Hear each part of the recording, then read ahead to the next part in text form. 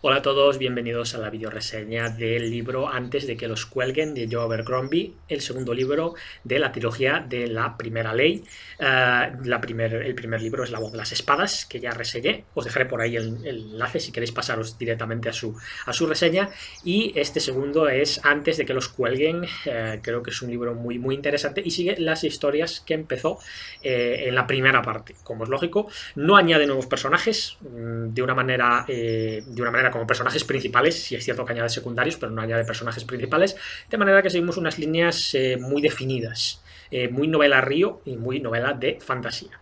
Bueno, como es lógico, va a haber una primera parte que voy a hacer sin spoilers, o voy a intentar hacerlo con el menor número de spoilers para que la gente que lo quiera leer el día de mañana, pues que no tenga problemas en ese sentido. Y luego, a partir de ahí, después de esta pequeña sinopsis, pues pasaremos a la parte con spoilers, donde ya os avisaré para que no tengáis problema. Y vamos allá con la parte sin spoilers. Puedo deciros que el libro es bastante interesante desde el punto de vista de la historia que está contando.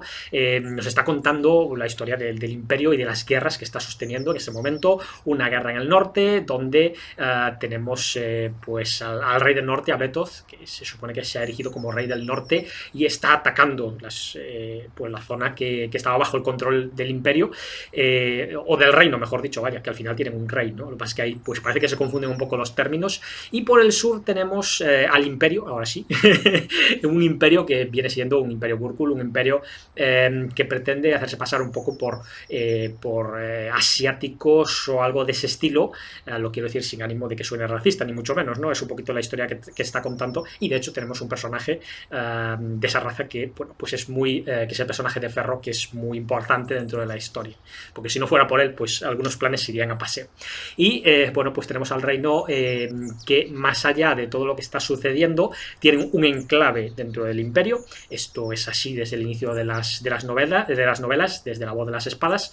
Y ese enclave pues es interesante porque es un enclave económico importante, ya que sería pues como un punto intermedio de la ruta de la seda, ¿vale? Por decirlo así, llegada de especias, etcétera, etcétera. Este tipo de cosas pues que son cuanto menos curiosas, ¿no? Económicamente, y que, bueno, pues el imperio considera que es como un enclave metido en su territorio. Por tanto, pues ahí tenemos ya una zona de conflicto bastante importante. Lógicamente, pues tenemos a personajes principales que van a ir allí a la ciudad a intentar pues resistir, ¿no? Si hubiera un asedio o si hubiera un ataque, pues esta ciudad que es península y que, como digo, pues se recuerda mucho a esas ciudades que formaban los fenicios y los cartagineses en la antigüedad clásica. Esas ciudades que se ponían normalmente en islas enfrente de la costa o en penínsulas bien defendidas. Bueno, pues nos recuerda un poquito a esa idea, ¿no? Que es bastante sensato si quieres tener un enclave en una zona enemiga, ¿no? Que en un momento determinado pues que tenga una facilidad de defensa. Hay cosas que no aparecen en este libro. Entiendo que no se ha olvidado de ellas Abercrombie, lógicamente, pero hay cosas que no aparecen en este libro en ese sentido, porque en el primero se nos desvelan una serie de cosas sobre el imperio y sobre cómo se ha ido desarrollando. Si es cierto que se comentan como detalle, ¿no? Pero pues como simple detalle, no entran en acción, ¿no? De manera que, bueno, pues es curioso pensar que en la tercera parte vamos a tener cosas que no podíamos prever ni de broma. O no podíamos prever si no nos lo hubieran ido contando poco a poco, dejando esas miguitas de pan para que las sigamos, ¿no? Muy interesante en ese sentido. No sé si sabéis a qué me refiero o no, luego lo cuento, obviamente, en la parte con spoilers. Mientras tanto, en el norte, pues bueno, pues lógicamente el reino tiene que tomar algún tipo de determinación sobre qué hacer, ¿no? Vamos al norte, no, nos defendemos de Betoth, no, ¿qué hacemos ahí, no? Pueden pasar muchas cosas, lógicamente, y tienen que tomar decisiones porque, aunque hay un margen de mar que tendrían que moverse en el que tendrían que moverse las tropas del norte, que previsiblemente se supone que no tendrían manera de hacerlo, pero bueno, todos conocemos la historia de los vikingos y sabemos que pues de una manera más o menos sencilla se puede viajar a través del mar. Pero bueno, los reinos tienen en el norte tienen sus enclaves y lógicamente pues van a necesitar defenderlos de alguna manera. Y mientras tanto, pues tenemos a Bayaz, el primero de los magos, personaje muy, muy, muy interesante, se nos cuenta mucho de él en La Voz de las Espadas, y en esta segunda parte, digamos que se va desvelando, pues cómo tiene, primero que es muy, muy, muy mayor, que esto ya se desvela desde el primer momento, lógicamente si ya había participado en la creación del reino y había estado en él a lo largo de los años ayudando de diferentes maneras, pues lógicamente podemos entender que es un personaje muy, muy, muy antiguo, pero en esta segunda parte se van desvelando cosas muy interesantes sobre él. Se van desvelando cosas buenas y malas. Las partes malas, pues se ve como quizás en las historias que tenemos de esos personajes míticos antiguos, ¿no? De modo de magos barra dioses que son perfectos, y sin embargo pues se puede ver todo ese tipo de imperfecciones que van surgiendo, no demasiado importantes, pero también vemos como en un momento determinado corta las historias y no cuenta nada sobre algo que sucedió después de un momento determinado, de manera que podemos entender que quizás él en el pasado también se hubo equivocado. Es muy curioso porque en este momento se nos cuentan, en esta historia, en esta novela, se nos cuentan historias de un antiguo imperio creado a lo largo de un valle, ¿no? Y se nos van contando un poquito todo lo que fue sucediendo en él. Me recuerda mucho al Valle del Indo, ¿no? Y cómo pues se desarrolló una civilización allí y cómo pues con el tiempo pues fue declinando y fue desapareciendo, ¿no? Aunque en este caso pues nos habla de otro tipo de factores que propiciaron que desapareciera, pero me recuerda un poquito a eso porque pues tenemos eso, los restos de un antiguo imperio que al final pues ha ido desapareciendo poco a poco. Y bueno, pues estas son las líneas principales de la historia. Lógicamente pues no voy a haceros spoilers, el mínimos spoilers que os he hecho sobre Bayard y un poquito más, pero son cosas que se cuentan muy, muy pronto en la historia y yo creo que tampoco es que afecten demasiado. Pero bueno, vamos ahora a la parte con spoilers, ¿vale? Son 6 minutos y medio ya sin spoilers, vamos allá a la parte con spoilers. Avisados estáis en que ahora pues os voy a contar cosas de los personajes y cosas del primer libro de La Voz de las Espadas, de manera que bueno, pues yo en este caso, si queréis leeros los libros próximamente, pues yo lo dejaría de leer. Si los vais a leer, o dejaría de escuchar o de ver, mejor dicho, el vídeo, ¿vale? Y si fuerais a leer los libros, pero en un futuro a medio o largo plazo, pues bueno, yo lo vería sin problema, porque creo que estas historias son muy interesantes y se pueden leer más allá de que tengas una vaguedad en el recuerdo de lo que había pasado. Y bueno, lo que vamos, pues tenemos al ahora superior Glodka, Sandan Glodka, el personaje noble que fue capturado por precisamente los Gurkul, fue torturado y tiene una pierna totalmente aniquilada que apenas puede andar, y bueno, pues eso, los dientes, quitado los dientes alternos para que no pudiera morder en ningún caso, pues todo tipo de desastres y todo tipo de dolores, pues lo mandan de nuevo al sur, a Dagoska, a defender la ciudad. Bueno, esto es interesante, ¿no? Porque evidentemente tiene un pasado con los personajes del Imperio y pues también va a afectar por ahí, ¿no? Y se encuentra con una Dagoska que no es tan próspera como podía parecer en un primer lugar y que va a tener serios problemas para defender porque pues prácticamente la sensación que da desde el minuto cero es que ya han rendido la ciudad y cuando llegue el Imperio, pues su idea va a llegar el Imperio y les va a decir, vale, pasar y ya. Esa es un poquito la idea que surge, ¿no? O la idea que se plantea, ¿no? en la historia, ¿no? Y ya os digo que desde el minuto cero, yo creo que cualquiera que lo vaya leyendo se da cuenta de que pues los problemas para mantener la ciudad van a ser prácticamente imposibles. Mientras tanto, en el norte se nos cuentan dos historias que se van a unir con el tiempo, que son las de pues la banda de Logen, donde está ahora mandando 3 árboles, la banda de Dowell, el Dowell negro, del Sabueso, bueno, pues de todos estos personajes míticos del norte que en un momento determinado pues tuvieron que seguir a Betoz porque les ha vencido en combate y demás, o les ha vencido Logen, probablemente dicho, cuando era su campeón judicial, ¿no? Que sería un poquito la figura que más se nos acercaría a nosotros, pero que ahora pues van un poquito por libres, van por el norte, se mueven hacia el sur a ver qué pasa con los reinos, si se van a defender o no, y sobre todo con la idea de decir, bueno, pues no podemos estar completos, nos vamos con los otros, ¿no? Pero sin tener muy claro cómo lo van a hacer, ¿no? Y desde luego, pues siendo norteños, igual lo tienen un poquito complicado. Y mientras tanto, el reino pues ha mandado un ejército con las tropas que consideran suficientes para vencer a Betoz, que pueden serlo o no, ¿vale? Esto ya es más pues equilibrado, ¿no? En ese sentido, pues podría funcionar o no.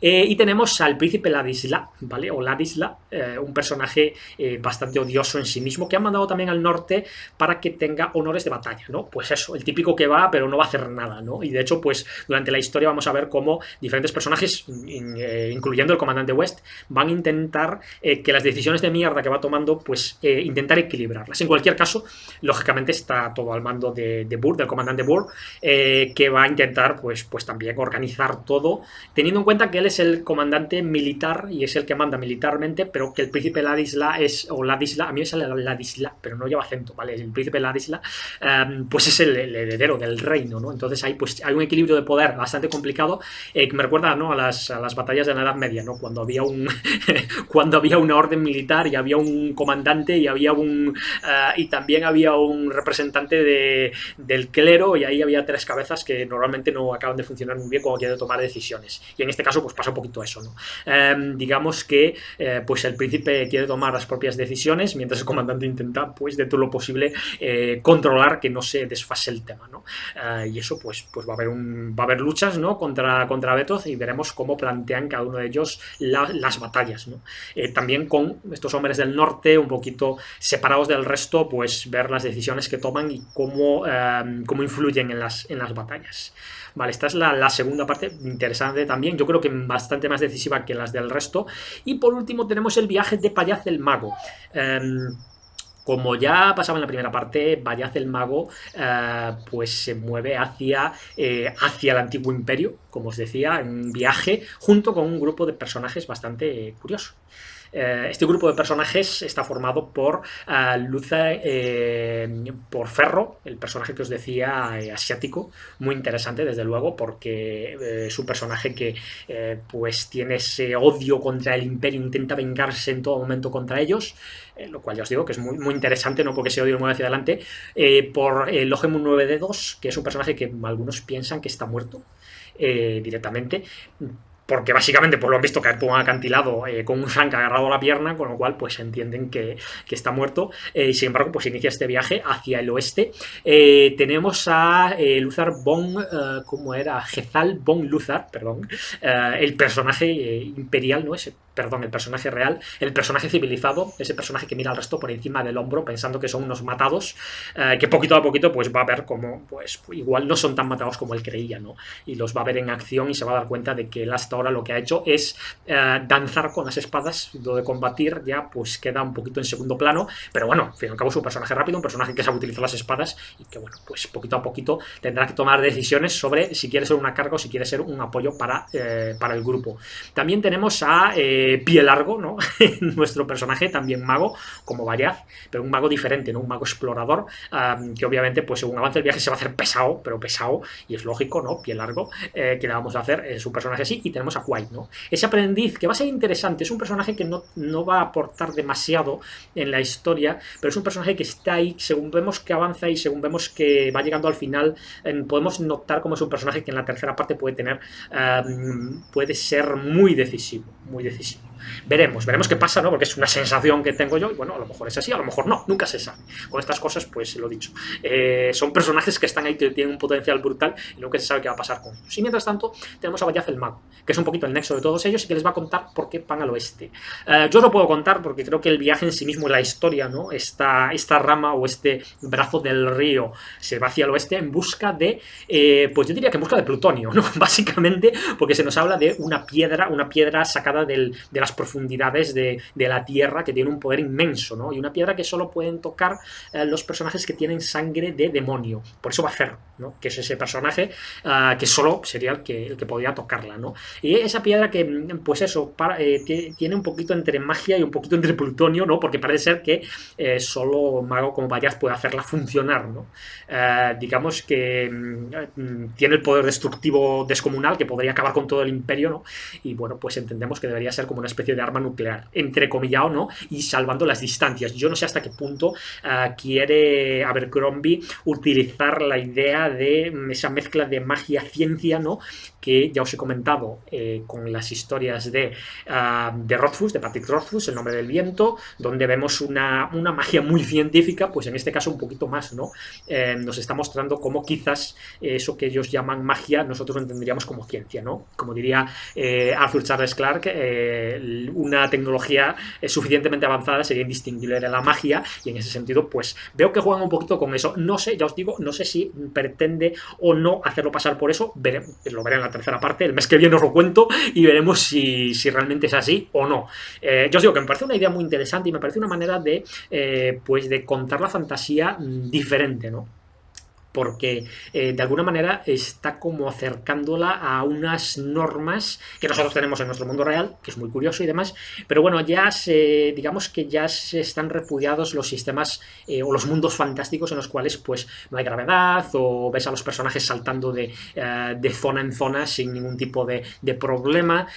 Todo ese tipo de fantasía pues está un poquito decaída, y ahora tenemos pues eso, ¿no? Unos mundos fantásticos que siguen nuestras normas o nuestras normas físicas, y que incluso pues tiene esos puntos, ¿no? En los cuales la propia magia tiene detalles que los hace parecer un poco como ciencia, ¿no? Es muy interesante, a mí me parece muy curioso. Ya os digo que obviamente pues luego tienes que tener una distinción y tiene que haber una separación precisamente porque es un mundo fantástico, pero yo os digo que me parece muy interesante, ¿no? Como esa piedra extraída de las profundidades de la tierra, que tiene un poder destructivo descomunal, siempre y cuando pues un mago haga algo con ella, ¿no? Sea lo que sea, que yo no sé lo que es, veremos en el futuro, ¿no? ¿Qué puede ser? Aunque bueno, ya os cuento que evidentemente pues el viaje de búsqueda, o esa búsqueda, esa rama del río que es la búsqueda, pues ya os digo que va a llegar hasta el final de la novela, ¿no? Porque al final es muy importante conseguir, ¿no? Esa piedra, y sería pues lo que el primero de los magos pues sería ese arma definitiva para acabar con el imperio. Ojo, que estamos hablando con el imperio, es decir, él acabaría con el peligro del sur, no con el peligro del norte. Muy curioso, ¿no? Porque al final tenemos esos reinos atenazados por el norte y por el sur, y pues vamos a tener pistas de que pues quizás los enemigos, por lo menos los del sur, que quizás están en la propia en el propio reino, ¿no? Ahí incrustados, o por lo menos tienen una cercanía muy interesante. No así los del norte, que parecen más lejanos entre comillas, pero bueno, nunca se sabe, ya sabéis, lo dicho, esto de los vikingos, que tiras 4 tablas al mar y de pronto te plantas en todas las ciudades costeras, ¿no? Bueno, pues los vikingos fueron las capitales de Europa, todas las ciudades costeras europeas que se dedicaron a saquear, europeas, inglesas, irlandesas, y bueno, pues por el Mediterráneo creo que subieron hasta Roma, ¿no? O sea que se movieron bastante realmente. Y bueno, pues ya veis, esta historia es bastante curiosa, ya veis que son 3 ramas muy diferenciadas. La historia de los soldados que van al norte para luchar con Beto, y la de los personajes norteños, ¿no? Ahora capitaneados por 3 árboles, que pues se van a fundir entre comillados, porque evidentemente van a tener ahí pues cierto contacto. No voy a explicar cómo, evidentemente, porque no quiero hacer demasiados spoilers en ese sentido, pero bueno, esas líneas se van a unir más o menos, esa narración, y sin embargo pues las otras dos, tanto la del superior Godka como la de los viajeros, ¿no? Que voy a decir de Vallaz el mago, el primero de los magos, pues se mantienen muy divididas del resto, porque lógicamente pues están bastante lejos del resto. Bueno, y nada más. Para mí me ha parecido un grandísimo libro. Me ha parecido un libro de transición, pero no el típico libro de transición que baja el nivel hasta un punto en el que parece lamentable, ¿no? Ya sabéis que normalmente en las trilogías el primer libro es muy bueno porque sorprende, el tercer libro es muy bueno porque termina, y el segundo libro tiene a tener un bajón de esto que dices, bueno, pues me lo leo porque es la conexión entre los dos. Sin embargo, aquí la historia continúa, es decir, podemos ver cómo es igual importante la historia que se está contando en esta segunda parte de lo que va a ser pues la tercera, que lógicamente pues va a decidir toda la trilogía y tendrá sus cosas mejores y peores, ¿no? Pero entiendo que si la termina bien, o como se mantiene la línea de esta segunda parte, pues va a ser una historia maravillosa. Y bueno, pues poquito más os puedo decir. Ya os digo que a mí me ha gustado mucho. Abercrombie me está gustando cómo plantea todo. Y esos secretos, ¿no? Porque además es súper cantoso, como en un momento determinado se está contando la historia de Vallaz el mago. Hay unos, como hacían los egipcios, ¿no? Hay una zona donde se va contando en un mural toda la historia, y está tapada por una planta trepadora, ¿no? Una especie de... No de hiedra, porque la pueden mover como si fuera una cortina, pero claro, van apartando hasta que dice el Vallaz el mago. Bueno, hasta aquí. Ya no veamos más, ¿no? Ya está bien de historias por esta noche, ¿no? Corta de lleno el que puedan ver qué ha pasado después, ¿no? De manera que vemos que es un personaje, vamos a decir, no un buen personaje, sino un personaje neutral, ¿no? Y esto es muy importante, porque normalmente vemos en las historias como los personajes buenos o malos dirigen a los hombres, y aquí estamos viendo personajes neutrales. Por ejemplo, Glotka, cuando va al sur a defender Dagoska, lógicamente va por mandato de los reinos, pero pero él quiere buscarse la vida, lógicamente, ¿no? Y él, desde luego, lo que entiende es que le están mandando a una ciudad que va a caer, con lo cual piensa que pues quieren que caiga con la ciudad, ¿no? Esto parece bastante sensato pensarlo así, ¿no? Pero al mismo tiempo, pues los personajes que se van al norte, aparte del propio príncipe Ladisla, pues es un personaje que en sí mismo debería ser de la facción de los reinos, pero el resto lo que están buscando, algunos es sobrevivir simplemente, otros están buscando pues su propia gloria personal, se puede ver claramente, pero salvo este personaje, el resto pues tiene su parte neutral, ¿no? Y los que van al oeste, pues lo dicho, algunos se han visto emplumados en esta situación, como el propio Jezal, y pues el resto se encuentran con que están siguiendo a alguien que no tienen muy claro si es bueno, malo o regular, ¿no? Y esto pues entiendo que es bastante curioso. Lo dicho, ¿no? Que en estas historias de fantasía ya no hay buenos o malos, tenemos una neutralidad brutal, y esta neutralidad pues también gusta para leer, y también creo que abre una serie de oportunidades muy interesantes. Y bueno, pues voy a parar aquí porque llevan 20 minutos de vídeo, así que no sé con la edición en cuánto se va a quedar. Espero que os haya gustado. Dejaré bien cortado todo en la línea del temporal para que podáis iros saltando a donde vosotros os parezca más interesante. Y nada más, espero que os haya gustado y nos vemos en el próximo libro.